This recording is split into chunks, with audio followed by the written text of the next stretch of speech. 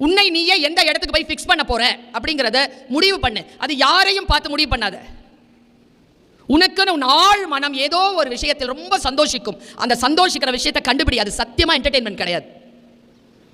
அது சத்தியமா என்டர்டெயின்மெண்ட் கிடையாது. என்டர்டெயின்மெண்ட்ல இப்போ கொஞ்சம் சந்தோஷம் இருக்கிற மாதிரி இருக்கும், ஆனால் அது கிடையாது உன் ஆன்ம விளைவு.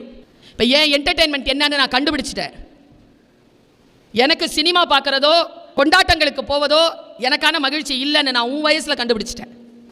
எனக்கான மகிழ்ச்சி என்னங்கிறத நான் எப்போ கண்டுபிடிச்சிட்டனோ அந்த மகிழ்ச்சிக்கு பின்னால் நான் ஓட ஆரம்பித்தேன். நான் இப்பொழுது அந்த திரையை உனக்கு விலக்கி காட்டுகிறேன். ஒரு குதிரை நீ உன்னை தண்ணி ஓடையின் பக்கம் கூட்டிகிட்டு போய் நிறுத்த தான் முடியும். தண்ணி குடிக்க வேண்டியது நீ. உனக்காக நான் குடிக்க முடியாது. உன்னை கூட்டிகிட்டு போய் நிறுத்துறேன். இப்போ நான் ஒரு விஷயத்தை விளக்குறேன் பார். 3 நாட்களுக்கு முன்னால் அலன் மாஸ்க், யார் அவர்? இந்த உலகத்திலேயே 800 கோடி மக்கள் 850 கோடி மக்கள் இருக்கிற இந்த பூலோகத்தில் பந்து இருக்குல்ல, அதில் முதல் பணக்காரன் அவன் தான். அவன் பண மதிப்பு எவ்வளோ தெரியுமா? நான் 3 நாளுக்கு முன்னால் தான் போய் தேடினேன். எவ்வளோ தாண்டா நீ வச்சிருக்கிறேன்? 56 கோடி லட்சம் ஒரு மனுஷன் வச்சிருக்கான்ப்பா. வாழ்க்கையில் ஜெயிக்கிறோமோ தோக்குறோமோ அது முக்கியம் இல்லை சார். விரும்புகிறத செஞ்சுக்கிட்டே இருக்கிறோமா அது ரொம்ப முக்கியம். அது நமக்கு புகழையும் பணத்தையும் உயர்வையும் தர வேண்டும். அது நமக்கு உயர்வை தர வேண்டும். அது நமக்கு பணத்தை தர வேண்டும். எது உனக்கு விருப்பமானது இருக்கிறதோ அதை நீ செய்கின்ற பொழுது உனக்கு பணம், புகழ், செல்வாக்கு, பயணம் எல்லாம் வரணும். அந்த என்ன பிடிச்சிருக்கு உனக்குங்கிறத நீ முடிவு செய். அலன் மாஸ்க் கிட்ட ஒரு கேள்வி கேட்டாங்க. மிரண்டு போனங்க அந்த கேள்வியை பார்த்து. நான் அதுக்கு அந்த ஆள் சொன்ன பதில் இருக்குல்ல, தெரியும்ப்பா நீ ஏன் இவ்வளோ பணக்காரனா இருக்கிறன்னு இப்போ தெரியுதுப்பான்னு நான் முடிவுக்கு வந்தேன். கேள்வி என்ன தெரியுமா? சார், நீங்கள் ஒரு இலக்கை ஃபிக்ஸ் பண்ணுறீங்க சார், ஒரு டார்கெட்டை ஃபிக்ஸ் பண்ணுறீங்க சார். இப்போ உதாரணத்துக்கு 500 மார்க்கா உனக்கு? 10th 500 மார்க்கா? ஆமான்னு சொல்ல. 500 தானே? 500 மார்க்கில் 496 வாங்கணும்னு நீ முடிவு பண்ணிட்டேன்னு வச்சுக்கோயேன். நீ முடிவு பண்ணியிருக்க சரியா? நீ ஃபிக்ஸ் பண்ணிட்ட. ஓகே. அலன் மாஸ்க் கிட்ட கேட்குறாங்க, என்ன கேள்வி பாரு, நீ ஒரு இலக்கை ஃபிக்ஸ் பண்ணிட்டீங்க, அந்த இலக்கை அடைவதற்கு உங்களுக்கு நீங்களே தர மோட்டிவேஷன் என்ன? ஆலன் மாஸ் சொன்ன பதில் என்ன தெரியுமா? உங்கள் கேள்வி எனக்கு புரியவில்லை. இல்லை சார், நீங்கள் ஒரு இலக்கை நிர்ணயிச்சிட்டீங்க சார். அந்த இலக்குக்கு போக முடியாதபடிக்கு உங்கள் தடைகளை நீக்கிறதுக்கு உங்களுக்கு நீங்களே மோட்டிவேட் பண்ணிக்கிறீங்கல்ல, அது என்னது சார்? ஜென்ரலாக எல்லா குழந்தைங்களும் கேட்குற கேள்வி. படிக்கணும்னு உட்கார்ற மேடம், படிக்க முடியல மேடம். சும்மா ரீல்ஸ் பார்க்கலான்னு உட்கார்ற மேடம், ஒரு நாள் முழுக்க போயிடுது மேடம். கேட்குறீங்களா? 10 நிமிஷம் படிக்க முடியல, 3 மணி நேரம் ரீல்ஸ் பார்க்க முடியுது.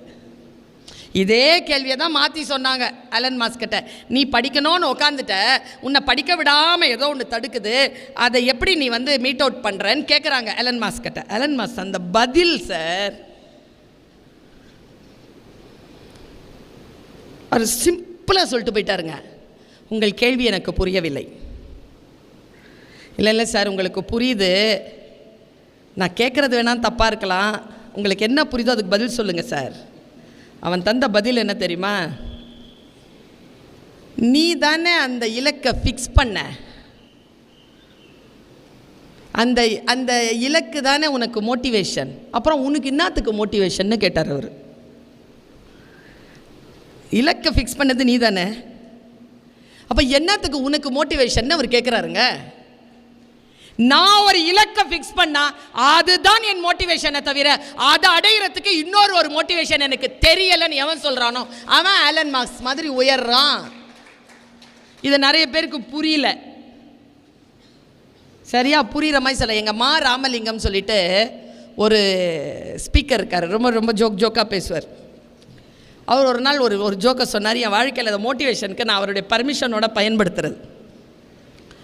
அவர் சொன்னது அந்த ஜோக்கு, ஒரு 3 பேர் இருந்தானா, அந்த 3 பேரில் 3 பேரை சேர்ந்து சாப்பிடுவானுங்களாம். அப்படி சாப்பிடும்போது ஒருத்தன் இட்லி கொண்டு வரானா 10 வருஷமாக, ஒருத்தன் தயிர் சாதம் கொண்டு வரானா, ஒருத்தன் சப்பாத்தி கொண்டு வரானா. 3 பயலுக்கெல்லாம் முடிவு பண்ணிட்டானுங்க, டேய் பொண்டாட்டிங்கிட்ட சொல்லுவோண்டா, என்னடா இது ஒரே இட்லியாகவும் தயிர் சாதமாகவும் சப்பாத்தியாகவும் இருக்குது, சரி ஒரு ஸ்லிப்பில் எழுதி வச்சுருவோம்டா, நாளையிலேருந்து 10 நாள் டைம், டிஃபன் பாக்ஸில் சாப்பாடு மாறலைன்னா நான் 10வது மாடியிலேருந்து குதிச்சிருவேன்டான்னு. ஒருத்தன் சொன்னார் நான் 8வது மாடியிலேருந்து குதிச்சிருவேன்னு, ஒருத்தன் 3வது மாடியிலேருந்து குதிச்சிருவேன்னு ஸ்லிப் எழுதி போட்டானுங்க. 10 நாள் ஆச்சுங்க. வீட்டில் இருக்கிற மனைவிமார்கள் சாப்பாடை சேஞ்ச் பண்ணலையா. 10வது நாள் திறந்து பார்க்குற ஒருத்தன் இட்லி நேராக 10வது மாடியில் போய் விழுந்துட்டான், மானஸ்தன். அடுத்தவன் திறந்து பார்த்துருக்கிறான், அதே தயிர் சாதம். 8வது மாடியிலேருந்து போய் அவனை விழுந்துட்டான், அவனை வைராக்கியக்காரன். இந்த சப்பாத்தி திறந்து பார்த்தானா ஒருத்தன், சரி இவங்க 2 பேருமே சொன்னபடி செஞ்சிட்டாங்க, நாம் செய்யலைன்னா அது சரி வராதுன்னு அவனும் போய் குதிச்சிட்டான். 3 பேரும் ஆஸ்பத்திரியில் கிடக்கிறானுங்க. அழூரா இட்லி, ஐயோயோ எனக்கு இப்படி செய்வீங்கன்னு தெரிஞ்சிருந்தா நான் மாற்றி கொடுத்துருப்பேனே. அந்த தயிர் சாதமும் அழுவுது. இந்த சப்பாத்திக்காரன பொண்டாட்டி மட்டும் டெட் பாடியை இப்படி பார்த்துக்கிட்டே இருக்குதான், அழுவே இல்லை. அது இந்த நர்ஸ் வந்து கேட்குதான், எல்லாரும் அழுகுறாங்க நீ அழுவலியான்னு. இல்லை, மற்றவங்க டிஃபன் பாக்ஸ் எல்லாம் அவங்கவுங்க ஒய்ஃப் தான் கட்டுவாங்க, இந்த ஆள் டிஃபன் பாக்ஸை 10 நாளாக இந்த ஆள் தானே கட்டுறான், இந்த ஆள் தானே சப்பாத்தி போடுறான், இவன் ஏன் உழுந்தான்னு. உன் இலக்க நீ தானே மாற்றணும், உன் வேலையை நீ தானே செய்யணும். இன்னைக்கு சொல்கிறேன் குழந்தைகளை, நீங்கள் போய் வீட்டில் போய் எழுதி வச்சுக்கோங்க. The only person under the sky will help you is you.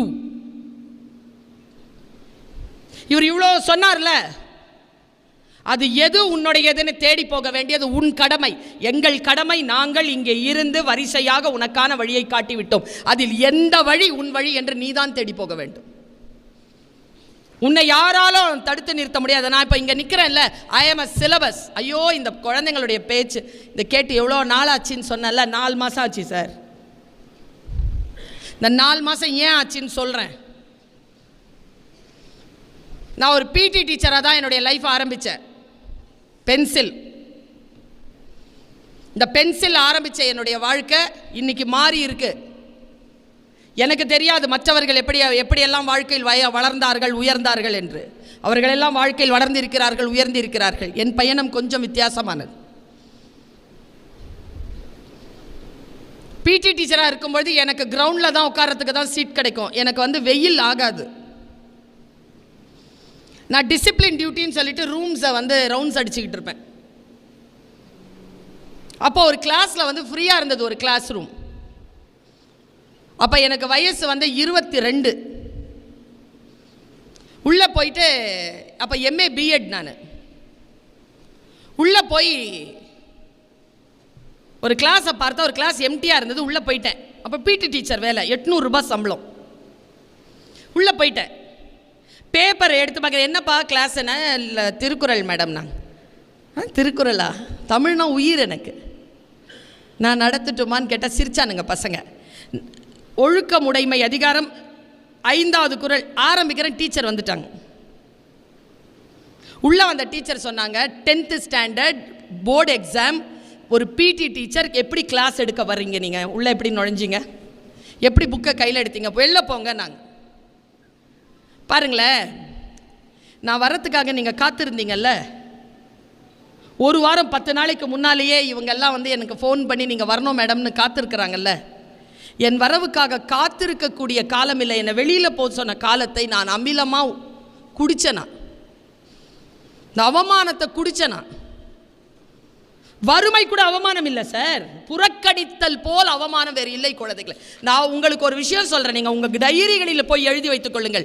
தோத்துட்டீங்கன்னு வச்சுக்கோங்களேன், அடுத்தவன் சொல்கிற மாதிரி வாழணும்.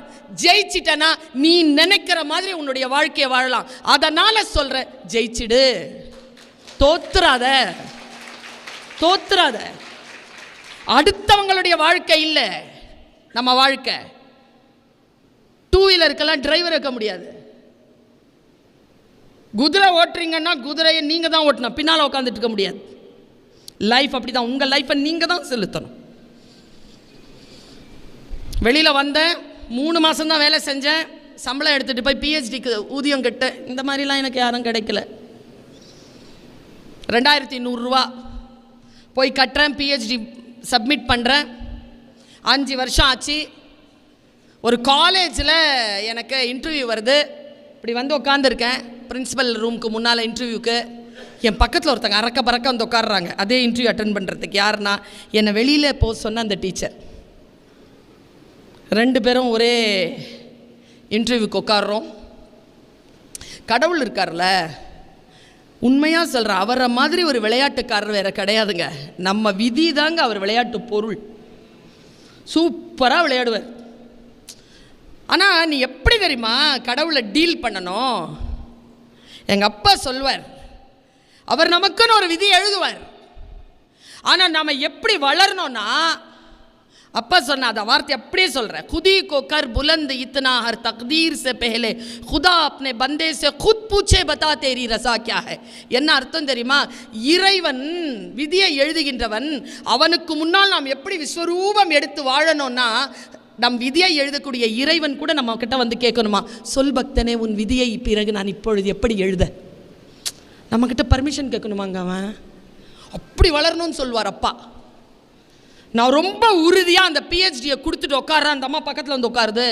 2 பேரும் இன்டர்வியூக்கு போயிட்டு வந்தோம். கடவுள் விளையாட்டு சும்மா இல்லை, 2 பேரும் செலக்ட் ஆகிட்டோம். ஆனால் நான் எங்கே கடவுளுக்கு நன்றி சொன்னேன் தெரியுமா? என்னை வெளியில் போன்னு சொன்ன டீச்சரும் நானும் அந்த டிபார்ட்மெண்ட்டில் சரிநிகர் சமமாக சேர் போட்டுட்டு கிளாஸ் நடத்துறதுக்காக உட்காந்தோம். இறைவன் அந்த சீட் கொடுத்தான். அதை விட பெரிய விஷயம் என்ன தெரியுமா? நான் பிஹெச்டி கொடுத்துருந்தேன், அவங்க பிஹெச்டி முடிக்கலை, சப்மிட்டே பண்ணல, அவங்க ரெஜிஸ்டரே பண்ணல. அவங்களுக்கு நான் 19 ஆண்டுகள் அவங்களுக்கு நான் சீனியராக இருந்தேன். என்னுடைய டிபார்ட்மெண்ட்டில் சீனியராக இருந்து ஒர்க் பண்ணுறதுனா என்னன்னு சீனியராக இருக்க அவங்ககிட்ட கேட்டு பாருங்கள். அவங்களுக்கு முன்னால் நின்றுட்டுருக்கிறது டீச்சரில். எனக்கு இன்னும் 8 வருஷம் இருக்குது ரிட்டையர்ட் ஆகிறதுக்கு. நான் டீச்சர் இல்லை, நான் டீச்சராக இருந்து 25 வருஷம் கம்ப்ளீட் பண்ணவன். ஆனால் இப்பொழுது நான் ஒரு நிறுவனத்தின் தமிழ் வளர்ச்சித்துறையின் கீழ் இயங்குகின்ற ஒரு நிறுவனத்தின் இயக்குனர், டைரக்டர் அண்ட் துணைத் தலைவர், வைஸ் சேர்மன். நான் ஏன் உங்ககிட்ட சொல்கிறேன் அப்படின்னா, எனக்கு தமிழ் ரொம்ப பிடிக்கும்னா ஒன்றும் செய்யக்கூடாது குழந்தைகளை. அதனோட நீங்கள் அட்டாச்சாக இருங்க. அது உங்களை கூட்டிகிட்டு போயிடும். எங்கே கூட்டிகிட்டு போகணுமோ அங்கே கூட்டிகிட்டு போயிடும். எந்த துறை உனக்கு மிகவும் பிடிக்கிறதோ அந்த துறையை பிடித்துக்கொள். பணம், வேலை, மற்றதெல்லாம் 2வது பட்சம். அதை நல்லா படி, அதை நல்லா தெரிஞ்சுக்கோ, அதில் நல்லா ஆழங்கால் படு. அதற்குள்ளாக நீ போகணும்னா 10th இந்த 5 சப்ஜெக்டையும் கிளியர் பண்ணணும். 11th ஒரு 5 சப்ஜெக்ட் இருக்கு, அதை கிளியர் பண்ணணும். 12th கிளியர் பண்ணணும். கிளியர் பண்ணிட்டு அதுக்கப்புறமா உனக்கு ஒரு வாழ்க்கை வரும். அந்த வாழ்க்கை பிடிச்சுக்கிட்டு போய்கிட்டே இரு.